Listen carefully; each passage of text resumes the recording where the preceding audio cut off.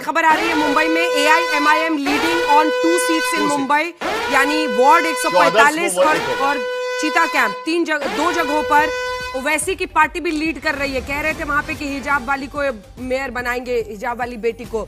देखिए उसका तो लगता है कि रंग आ रहा है। अगर तो बीजेपी की बी टीम है ना MIM, वो एक नया न्यूयॉर्क में कोई ममदानी बना है ना, तो उसको लेकर वारिस पठान और ये इम्तियाज जलील खूब बातें कर रहे थे। इन लोगों को नया ममदानी लाना था न्यूयॉर्क में। तो ये सब सारी चीजें बीजेपी की रचाई हुई सारी गुत्थी हैं, उनका ही शतरंज है, उन्हीं को सब प्यादे हैं। तो उनको ज्यादा गंभीरता से हम लोग कभी न तब लिए थे न अब लेंगे। खैर बीजेपी अब बढ़त बनाए हुए है, तो इसके लिए बीजेपी जो कह रही है वही सही, और न खाता न बही। तो उस पर क्या कहें अंजना जी, आप बताइए। कुल मिलाकर अभी BMC के नतीजे हमको यहां पर साफ नजर आ रहे हैं। BMC धीरे धीरे ये चित्र साफ होते हुए नजर आ रहा है। एक बात साफ नजर आती है कि फिलहाल भारतीय जनता पार्टी वहां पर बढ़त बनाए हुए है, और भारतीय जनता पार्टी और एकनाथ शिंदे साथ में मिलकर यहां पर साफ हम देख सकते हैं कि दोनों मिलकर। खबर मुंबई से आ रही है, एक बार आपको बता दें। साउथ मुंबई में पहले आंकड़े आए हैं, जिसमें वार्ड नंबर 214 में बीजेपी के अजय पाटिल आगे चल रहे हैं। महेश गवली उसके बाद, जिनको 528 वोट है। अजय पाटिल को बहुत बड़ा एज है, लगभग 2519 वोट उनके पास, मतलब 2519 वोट है अजय पाटिल के पास बीजेपी की तरफ से। मुकेश भालेराव को 435 है।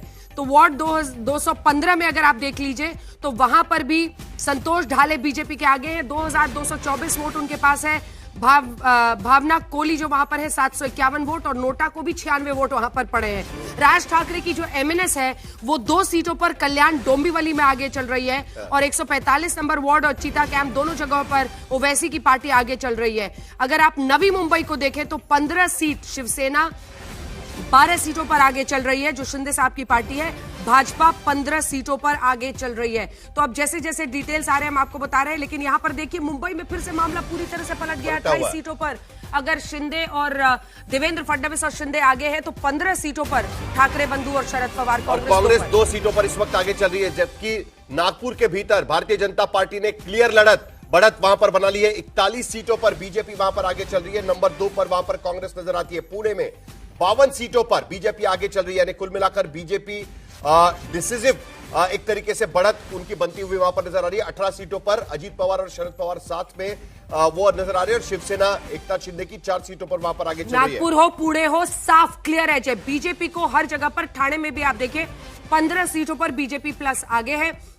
ये साफ रुझान है, साफ दिख रहा है कि बीजेपी जबरदस्त बढ़त के साथ आगे चल रही है। कुछ ही देर में चून सिन्हा हमारे साथ बीजेपी की तरफ से जुड़ेंगे, मिलिंद देवड़ा भी हमारे साथ जुड़ने वाले हैं जो कि शिंदे गुट से सांसद हैं, और हमारे साथ राज्यसभा के रुझानों में बीजेपी 50 के पार जा चुकी है। पुणे की सीटों में अगर हम देखें तो पुणे में बीजेपी 50 के पार जा चुकी है। 165 सीटें पुणे के भीतर है। 75 सीटों के रुझान इस वक्त हमारे पास है। और पवार फैमिली के लिए बड़ा झटका, अजीत पवार के लिए बड़ा झटका। साथ जुड़ रहे थे लेकिन क्या हुआ? लेकिन उन 75 सीटों के रुझानों में भी 50 सीटों से ज्यादा यानी 52 सीटों पर वहां पर भारतीय जनता पार्टी आगे। पुणे के रुझानों में बीजेपी की हाफ सेंचुरी पूरी हो चुकी है, लेकिन मुंबई में अभी भी क्लियर बढ़त जो है बीजेपी के पास, लेकिन लड़ाई वहां पर अभी भी तेज चल रही है। ज्यादा वहां पर नहीं आ रहे। तुहिन सिन्हा इस वक्त हमारे साथ जुड़ रहे हैं। लगता है कि मुंबई में काउंटिंग नहीं, एक सेकंड, ठाणे देखिए 26 सीटों पर वहां पर UBT मतलब ठाकरे बंधु प्लस शरद पवार आगे चल रहे हैं।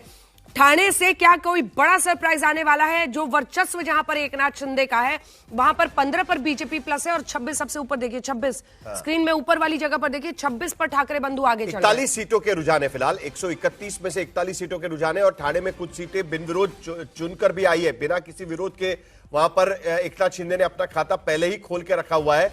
ये जहां पर वोटिंग हो रही है उसके फिलहाल एकमात्र जगह जहां से इनको अब दुबे बंधुओं को दिखाइए भाई।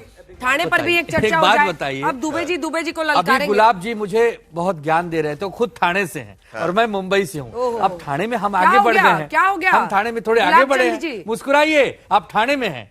अब उनका नाम गुलाब है और उनको कैंपेनिंग करना है कमल के लिए। जी सच है अंजना जी कि हम ठाणे में रहते हैं, वो हमारे भाई मुंबई में रहते हैं, और हम इस वक्त महायुति के रिजल्ट को देख रहे हैं कि हमारा महायुति किस परिस्थितियों में है। हमारा वो लक्ष्य, क्योंकि एग्जिट पोल ने महायुति के बारे में बताया कि महायुति इसमें एग्जिट पोल में सबसे आगे है। मैं जानना चाहता हूं कि आनंद भाई, आदरणीय दोनों ठाकरे बंधु वो कहाँ पे हैं वो देखना बहुत जरूरी है। आपके जो संलग्न पार्टियां हैं, आपके कांग्रेस कहाँ पे हैं? हम कहीं न कहीं घटक दलों के धर्मों का निभाने के लिए दृढ़ संकल्पित हैं। अब आप अरे पर ठाणे भी तो उतना ही चैलेंज इम्पोर्टेंट है ना। ठाणे देखिए इतना इम्पोर्टेंट है, और ठाणे में शिंदे जी के भरोसे ही तो है ना भाई ये महायुति। वहां पर परफॉर्मेंस अच्छी नहीं रहती है तो मुश्किल होगी आपके लिए। छत्रपति संभाजी नगर से जो ट्रेंड आ रहा है वो भी आपको बता रहे हैं। 12 सीटों पर फिलहाल बीजेपी आगे है। शिवसेना जहां पर आप सीधा मुकाबला कर रहे हैं, आप 6 पर है। फायदा किसको मिल रहा है? देखिए वहां पर ठाकरे गुट से 5 सीटें आगे है, ठाकरे बंधु जो है शिवसेना यूबीटी, और एआईएमआईएम 5 सीटों पर आगे है, कांग्रेस 3 पर है।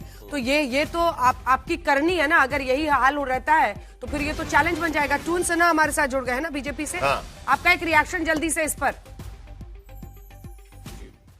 ठाणे पर नमस्ते अंजना जी, नमस्ते साहिल जी, सबको नमस्ते। देखिए मुंबई नहीं, थाने में भी चीजें बदलेंगी, लेकिन पूरे महाराष्ट्र के लिए, पूरे मुंबई के लिए बड़ा दिन है। ट्रिपल इंजन की सरकार हर जगह स्थापित हो रही है, और मुंबई में विशेष तौर पर जहां इन्होंने केवल रोड में गड्ढे इनकी लेगेसी थी, आज मुंबई ने पिछले 3 वर्षों में केवल तब से जबकि बीएमसी का कार्यक्रम हो गया